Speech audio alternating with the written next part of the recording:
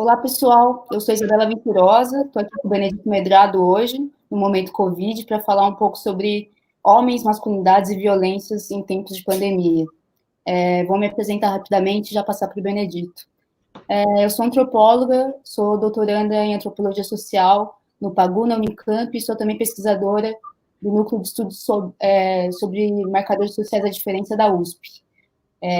Venho aí de uma trajetória de pesquisa no campo de masculinidades, primeiro trabalhando com homens denunciados por crimes de violência contra a mulher, no contexto de grupos reflexivos, fiz uma análise das suas narrativas sobre a violência e sobre os modelos de masculinidade nesse contexto, e atualmente tenho trabalhado com a temática de homens envolvidos com os feminismos, se relacionando com os feminismos, do qual o Benedito é um interlocutor direto, pensando a possibilidade se homens poderiam ser adjetivados como feministas ou pró-feministas, ou aliados do feminismo, e o que implicaria isso, né? Basicamente é isso. Benedito? Então, eu sou Benedito Medrado, eu sou psicólogo de formação, me formei na Universidade Federal de Pernambuco e fiz mestrado, na verdade, desde a graduação, uma opção e uma escolha, enfim, por orientar meus trabalhos, meus estudos no campo da psicologia social. Então, mestrado e doutorado eu fiz nessa área, e nesse percurso entre o mestrado e o doutorado, na época, o tema de interesse do mestrado foi masculinidade, então, já desde o início do mestrado, foi esse o meu foco.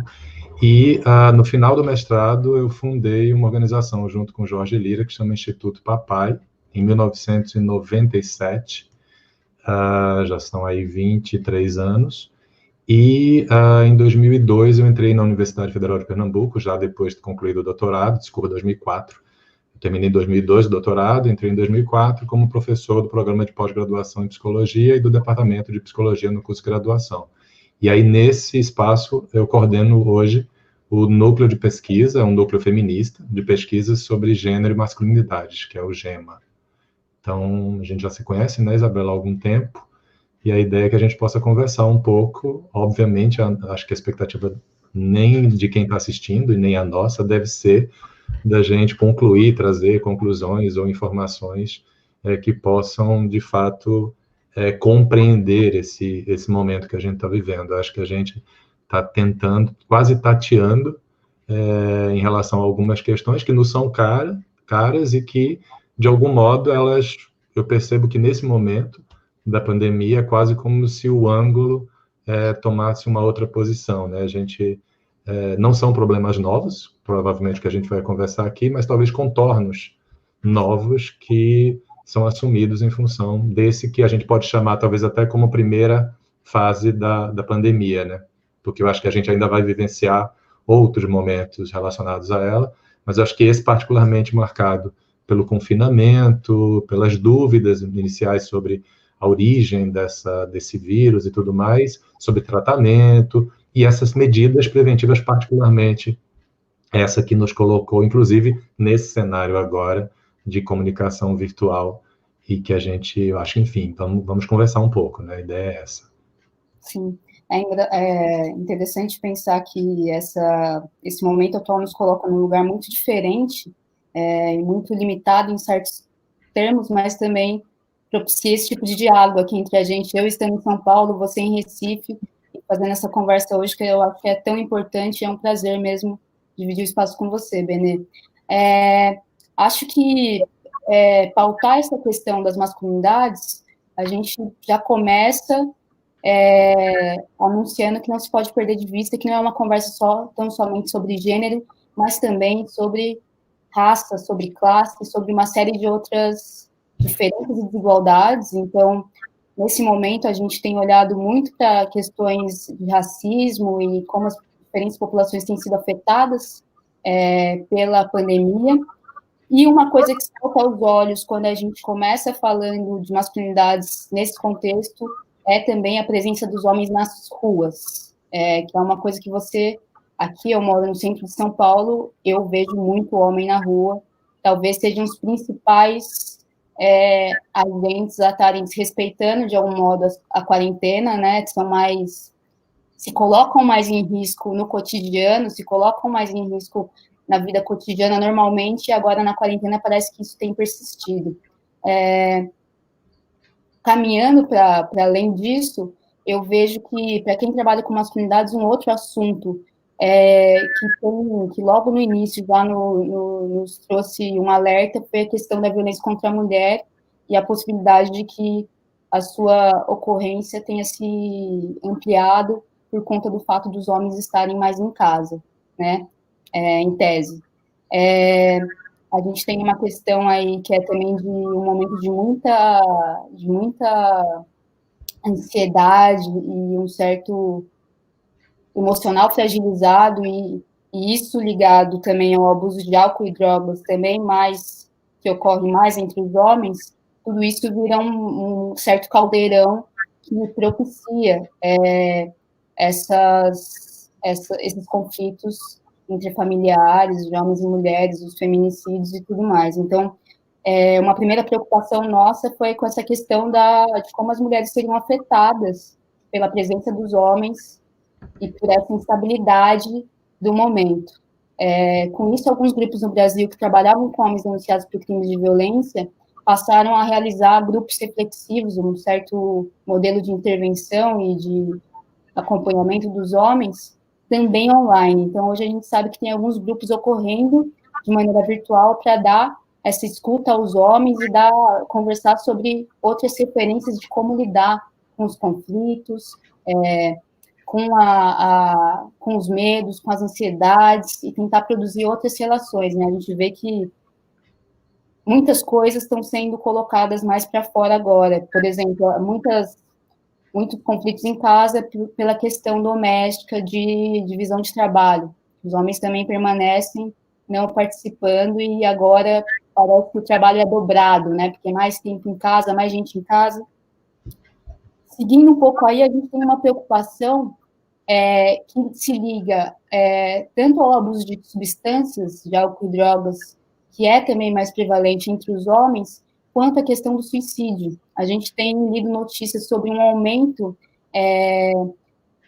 dos chamados do SAMU, das tentativas de suicídio. A gente sabe que no cotidiano, fora da pandemia, a gente tem mais mortes entre homens. Também é uma forma bom, nem sei como pautar isso, não sei como você veria, Benê, sobre...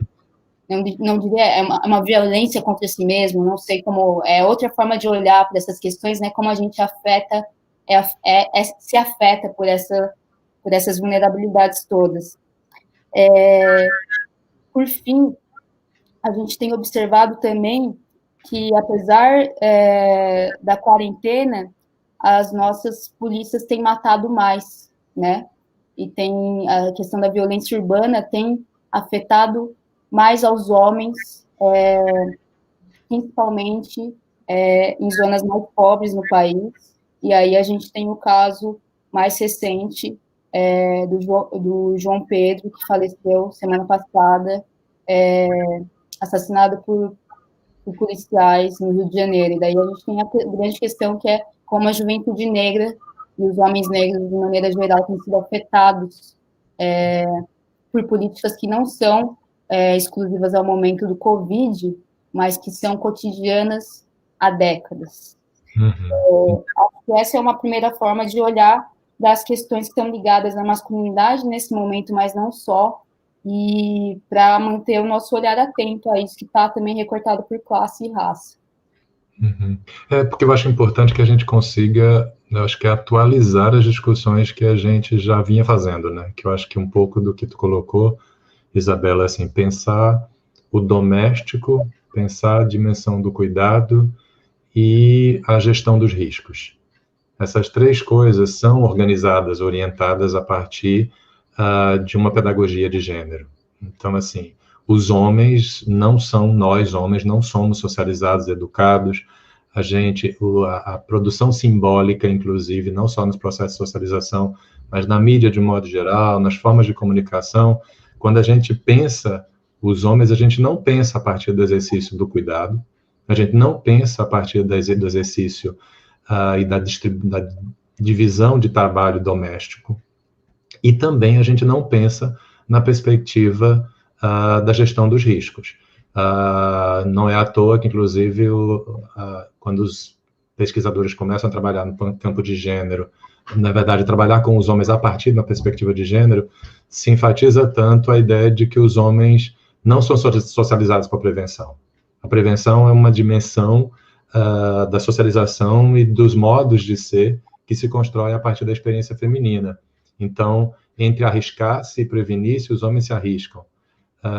Isso, óbvio, a gente está falando aqui numa perspectiva dos processos de socialização e de uma certa matriz que busca, de algum modo, estabelecer modos de ser. Então, essa matriz machista, uma matriz patriarcal, ela organiza a socialização dos homens a partir dessas referências. Não significa que todos os homens são assim, não significa que todos os homens reproduzam esse modelo.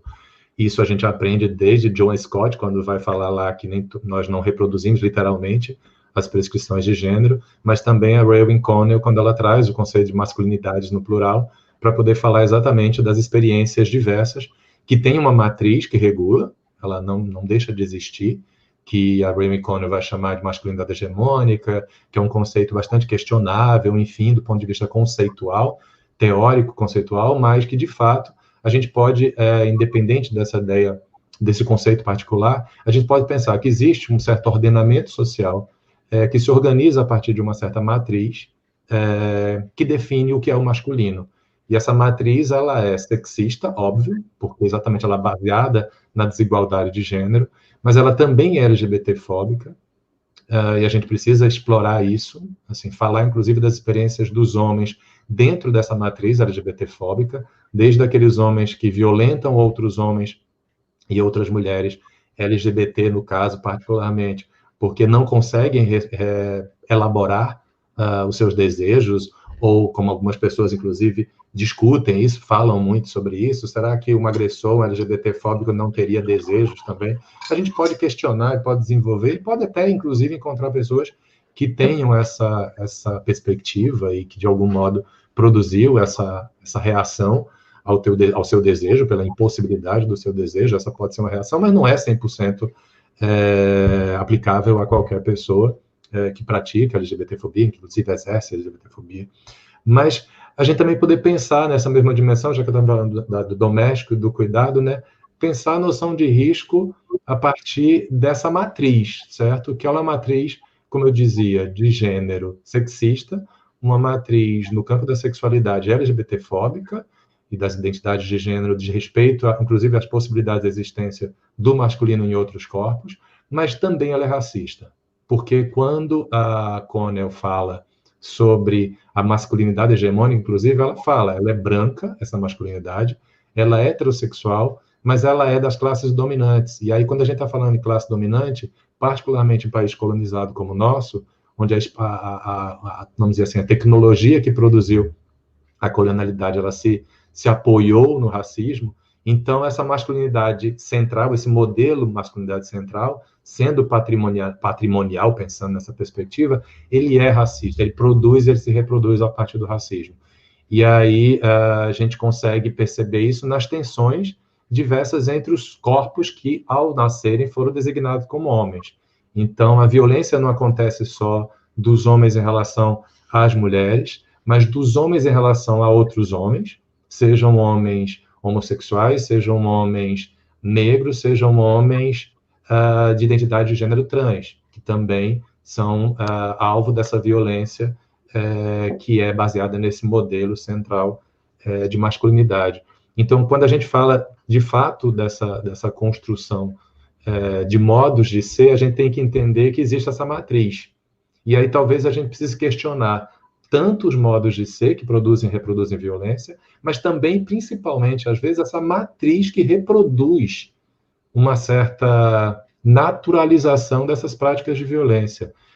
Esse senhor que, recentemente, no alto da sua casa, em Alphaville, aquela câmera gravada aparentemente por uma mulher policial, dá a impressão de ser uma mulher policial, pelo final da frase dele, né, em algum momento ele diz, e você também aí, e ele fala aparentemente com uma mulher, é um homem branco no alto, e eu acho interessante, a posição da câmera mostra isso, da sua casa em Alphaville, no alto da sua branquitude, no alto dos seus, como ele diz, 300 mil reais por mês, agredindo um outro homem que vai, inclusive, para o exercício, exercer o poder de justiça, inclusive porque foi chamado esse policial em função de uma denúncia de violência contra a mulher.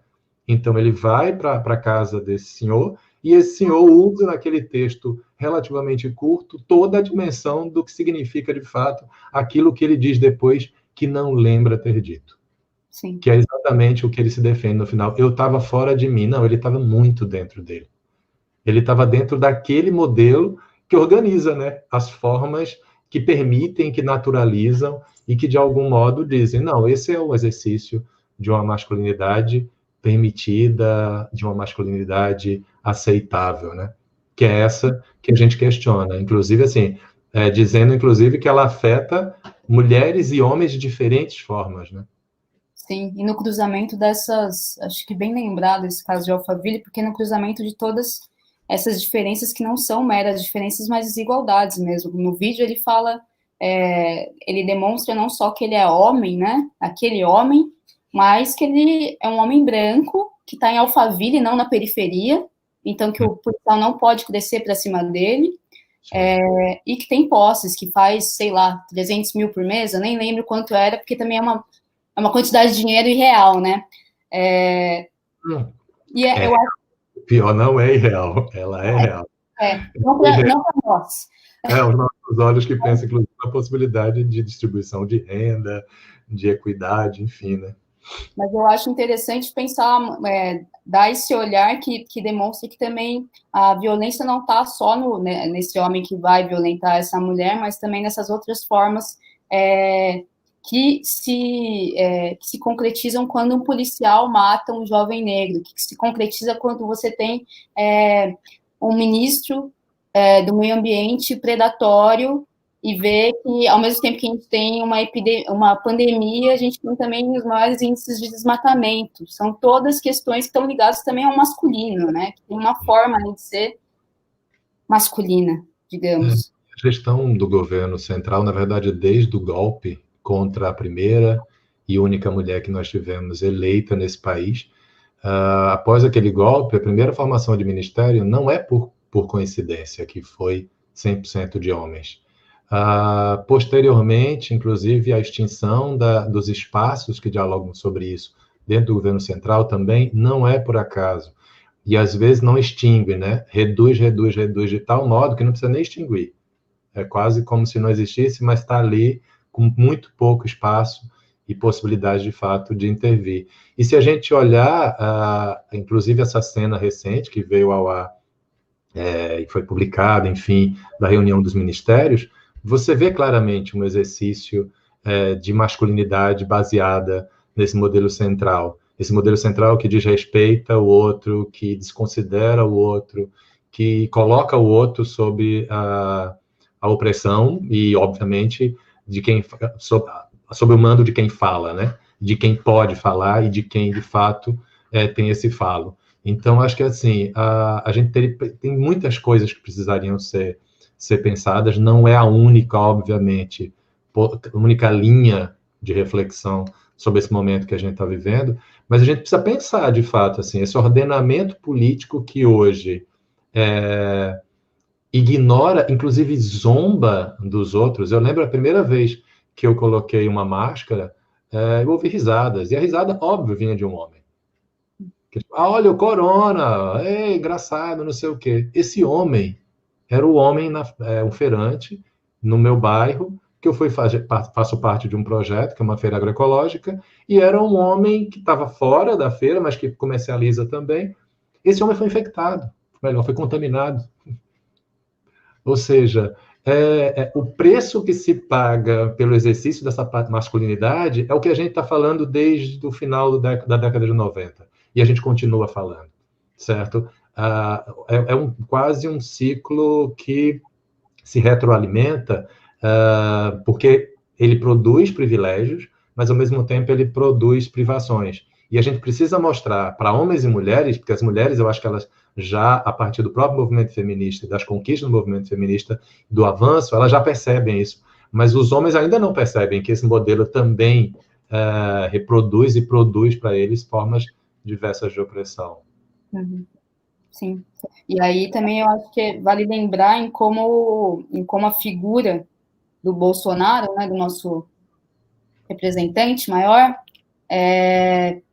tem um impacto enorme na vida das pessoas por dar o exemplo, né, o mau exemplo dessa masculinidade que faz troça das coisas, que minimiza e não exerce esse cuidado que você está exatamente colocando, né, essa ausência do cuidado com o outro, com outras vidas, né? Aí, por consequência, a gente tem aí, né, o Brasil está em segundo lugar. Em um mês, a gente passou de 10º lugar no número de casos confirmados, porque a gente sabe que tem subnotificação, e a gente só está abaixo dos Estados Unidos, que também é liderado por um outro homem que também reproduz esse mesmo ordenamento. Não é à toa que Bolsonaro, inclusive recentemente, disse: vamos lidar com essa situação como homem. Eu não sei se vocês chegaram a acessar isso. Essa síntese que ele faz é exatamente isso que a gente está discutindo aqui. A gente tem mais de 500 mil de pessoas no Brasil, gente. Mais de 530 mil pessoas estão contaminadas. E a gente ainda precisa dizer que é importante se cuidar, que é importante prevenir. Então, assim, a gente já passou do momento de que a gente possa tolerar certas produções. Eu acho que está chegando no nível que o que está acontecendo hoje nos Estados Unidos e que aconteceu recentemente na Avenida Paulista, em São Paulo, nesse domingo, é que as pessoas já estão sem condições mais de suportar as formas de descaso que esse governo expressa, né? A gente tem mais de 100 mil pessoas que morreram. Isso, assim, é uma outra matriz. Eu acho que, assim, a gente precisa investir nessa matriz da solidariedade, precisa investir nessa matriz que eu considero feminista, que é pensar uma sociedade mais justa, com equidade, que a gente possa pensar que as desigualdades devam ser enfrentadas e que é assim que a gente produz saúde. Não é evitando doença, mas sim produzindo, de fato, estratégias para saber até lidar com as doenças, porque as doenças fazem parte da vida. Então, adoecer sempre acontecerá, a morte também é parte da vida, mas a gente poder trabalhar de forma preventiva e saber como enfrentar as circunstâncias, para mim, a gente só pode fazer com base no que eu considero os pilares do feminismo. Sim, total. Acho que é isso, Benê. É isso, né, querida? Vamos esperar que sejam momentos melhores daqui para frente, né? Vamos esperar que domingo tenha sido o início de alguma coisa. Pois é, que a gente consiga encontrar novos caminhos. E agradecer também o pessoal das Lavras Incendiadas, o pessoal do Pagu, particularmente a Regina, que nos Carol Parreiras. E a Carol. Um grande obrigado por convidarem a gente para fazer essa conversa. Um abração para vocês.